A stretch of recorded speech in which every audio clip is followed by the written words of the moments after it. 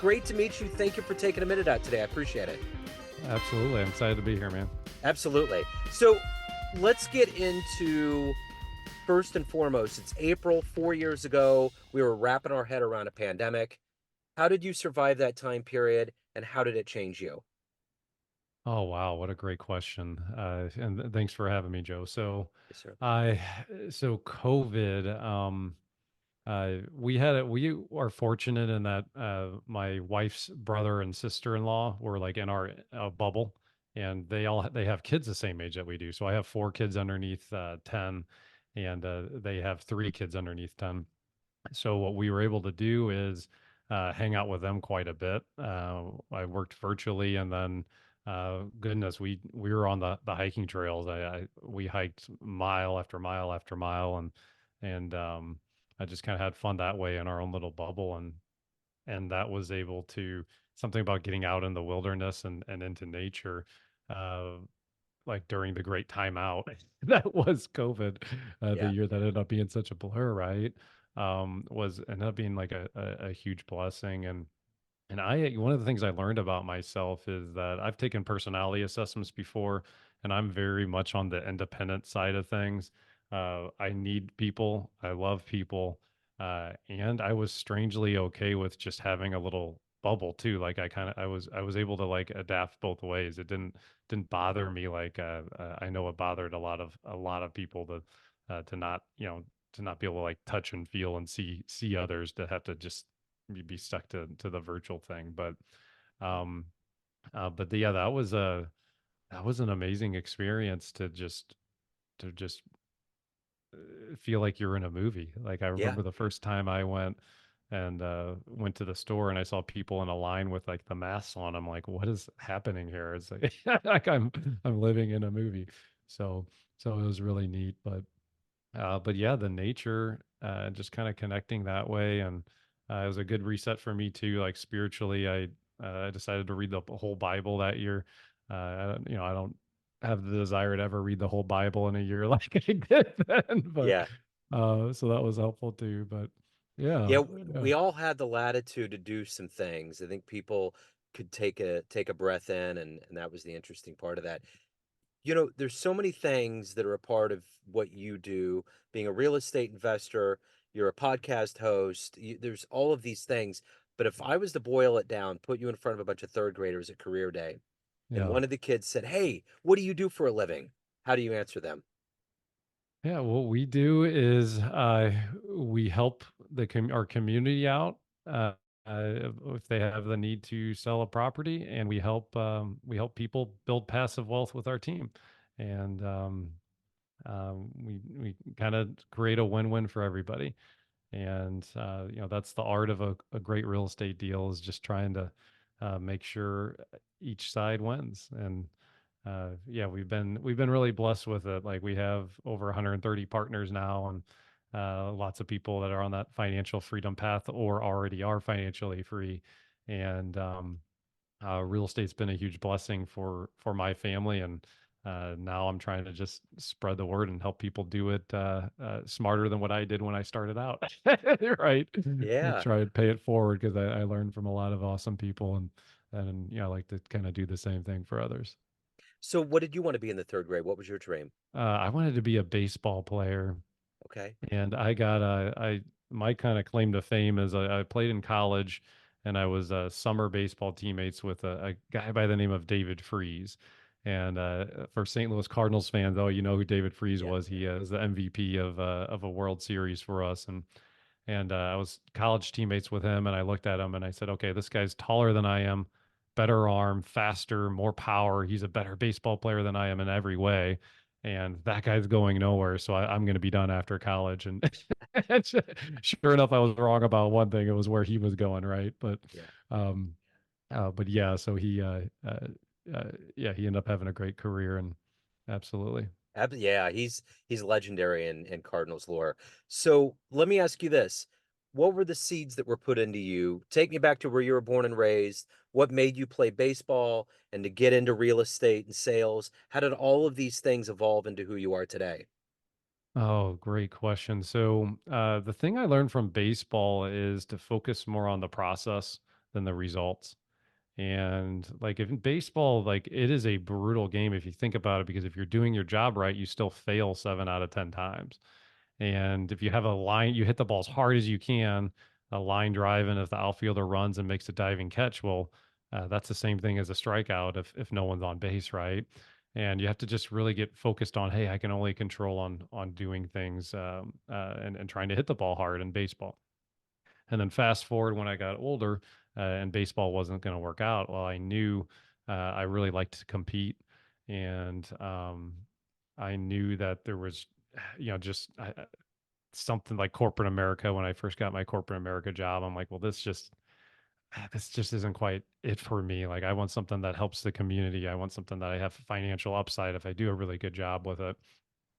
And and then I just kind of fell in love with the concept of real estate and started out flipping properties and the idea of buying a house and making it that's neglected, that needs work, and fixing it up and making that little piece of the world better, making a that a family's going to have their family memories in and everything like that.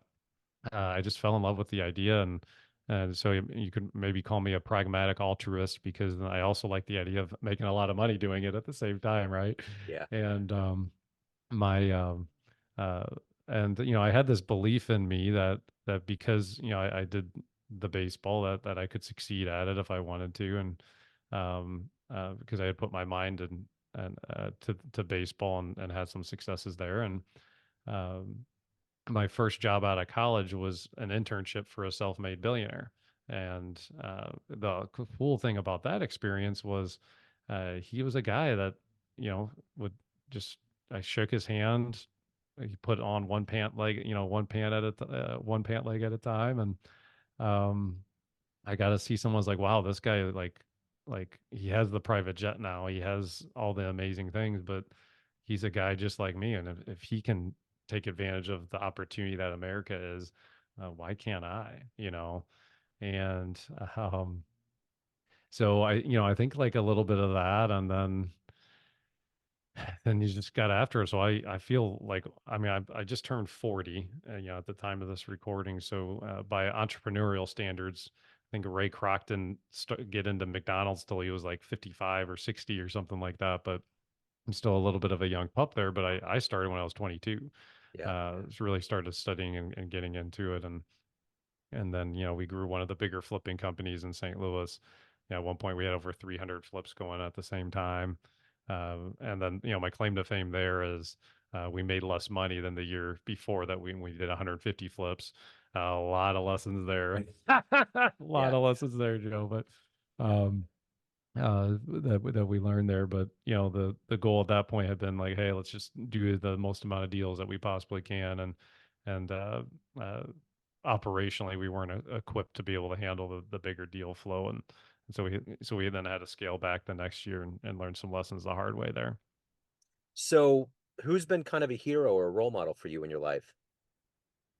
Uh, you know, my parents were fantastic. Role models, middle class family. Mom's a teacher, dad's up from an IT. They really taught me how to love and like gave created an environment where I was able to try things. And my high school baseball coach, Steve's his name, he really made baseball about more than just the X's and O's of the game.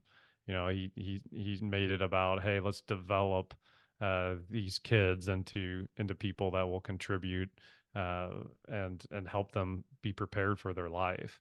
And like he was really my first kind of big mentor that I would say that I'm so blessed to have met him, because had he made it just about winning, like that, there's so many other opportunities for growth and for learning. And, when I struck out 3 times against our arch rivals in one of the games and struck out with the bases loaded and lost the game for us, like, he could have chewed me out but he didn't. He used that moment as a moment uh, to pick me up. And it's a big part of who I am today is from kind of stepping on the shoulder of a giant there. So So yeah. let me ask you this. If you could meet one person alive on the planet right now, that you find fascinating, who would it be? Who'd you love to meet and talk to? I so who would I love to meet on that front? I and that they have to be alive, right? Well, no, we can open up the door to the ghosts. I want to. So there's a priest named Walter Chisek that he's passed away. That I've been reading this book called "He Leadeth Me," and he felt called to go to Russia during the 1940s, and basically was in a prisoner of war camp for 15 plus years. Wow. And the story of what he went through and being stripped down to like nothing. I would love to just kind of like meet him and learn from him. Yeah. Like, and one of the lessons that I've been learning from him is he said, hey, as a person, the only thing we can really do in any given day is just what we can do. Like we can't put our own expectations on the day.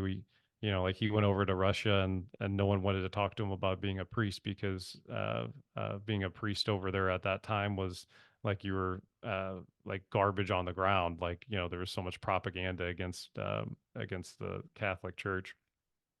And he he went through that and was able to get into much more of a peaceful place that then when he realized, wait, I'm putting my own expectations that I need to be the guy that helps all these people and saves all these people and everything. Well, I'm just called to just survive today.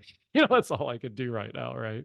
Yeah. And I think like as achievers, I know I get fixated on the gap of like, hey, we're here, we're at a certain level, but our goals are bigger, and we need to, and then if you can spend your whole life just focused on, well, we're not where we can go, and focused on where you're going, and then the whole life can just kind of flash by and realize, wow, I just uh, could have been had a lot more joy and been enjoying the moments a little bit more, and not so focused on the future, but happy with today and hungry for the future, right? Yeah. Yeah, absolutely. So, what is your motivation every day to wake up, to do the good work that you do, to help others, all of these things that make you who you are, and to evolve as a human? What's that motivation for you? Yeah, I think the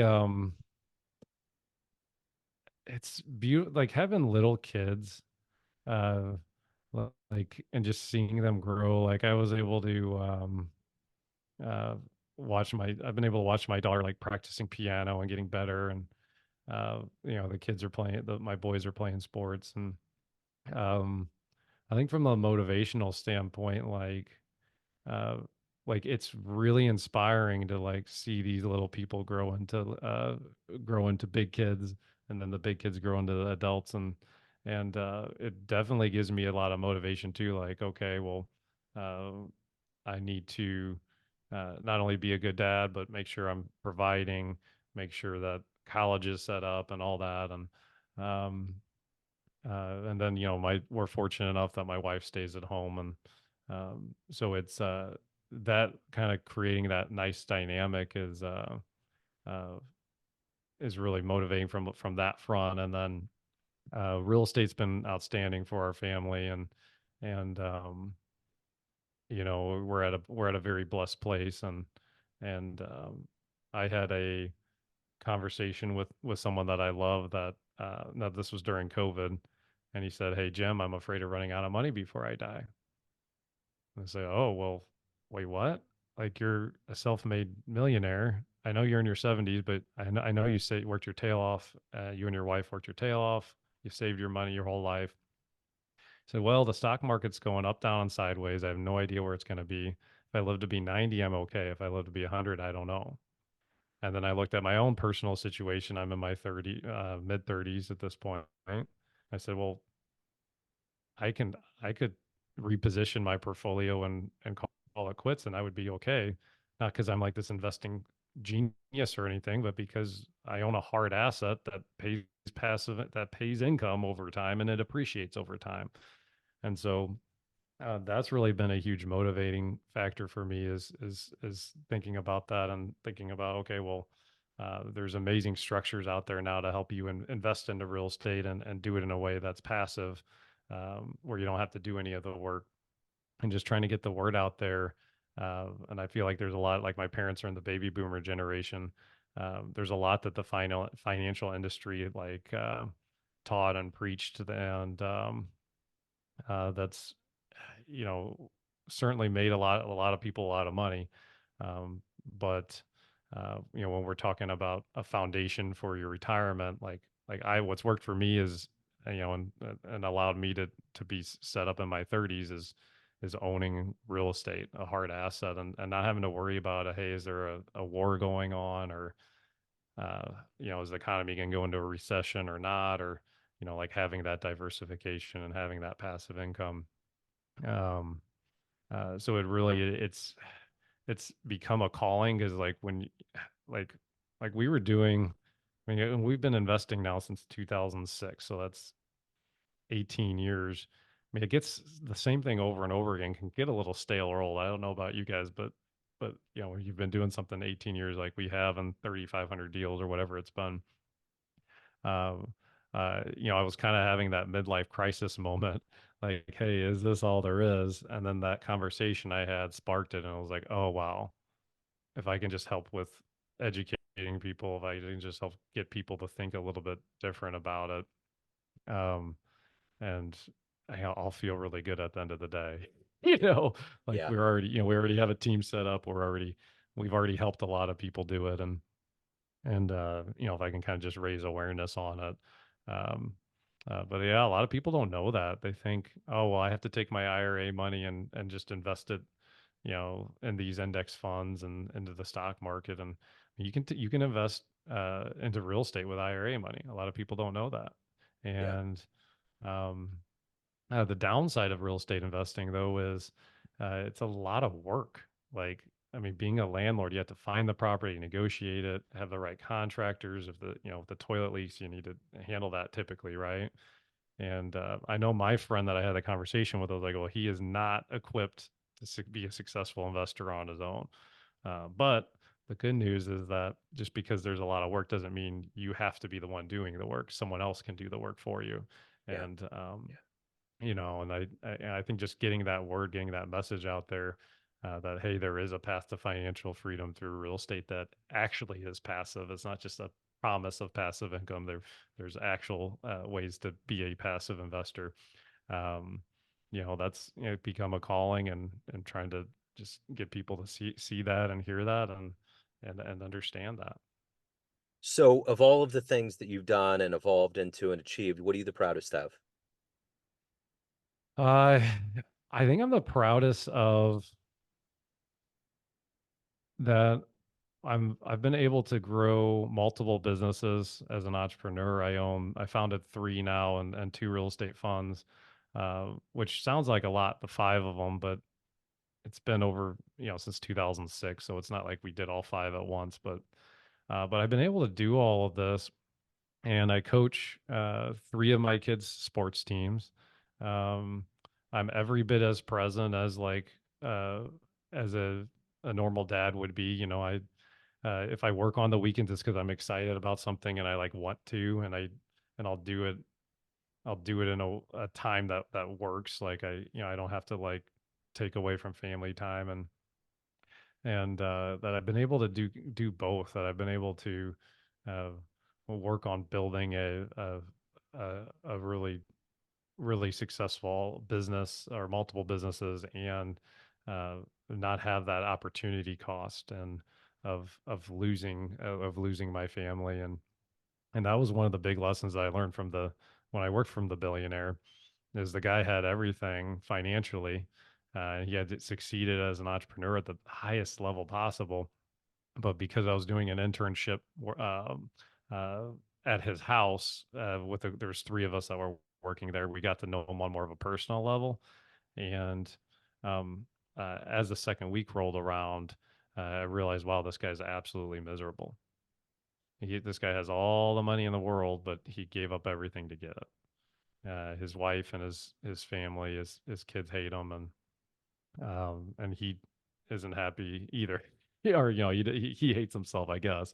I don't know if I'd go that far, but um, and so that was like a pivotal moment in my life to say, hey, well, not only is it possible in America to achieve ultimate success, uh, there's a cost to it if you lose sight on what's most important. For sure. So at the end of the day, everyone has a perception of you, family, friends, clients, colleagues, but you run the show. What's your perception of you? Who do you think you are? Who do I think I am? Man, you have all these fantastic questions. Thank you. Uh, who do I think I am? Um, I mean, I think I'm a lot of things, just uh, depending on like the perspective, right? Like to my kids, I'm dad. To my coworkers, I'm one of the founders. But like what I'd like to be thought of, how I'd like to be thought of when I'm at the end of the day is, man, that guy really not only cared and not only like hustled and worked hard, um, but he uh, he did it out of love and out of wanting a legacy, to leave like a legacy behind that was a positive, like we're and our lives are better because he was here. And I don't know if and then my relationship with God was just, a good and faithful servant, just Yeah. obedient and I think I've been blessed with a lot of gifts, and uh I'd like to just use them to the best of my ability. Well said. So let me ask you this. If a time machine pulls up where you're at right now and we get off the phone and you can go back in baseball history and see one game or one moment with your own eyes, where are you going? Uh that's happened already. One game or one moment, like sports Yeah. or anything. Okay. Well, I would say sports specifically just because of the baseball and the Cardinals lore and all of that. Mhm. Yeah. Uh, I tell you what, I would have loved to be. There's a game that Albert Pujols played against Houston, and Houston, everybody's celebrating a victory.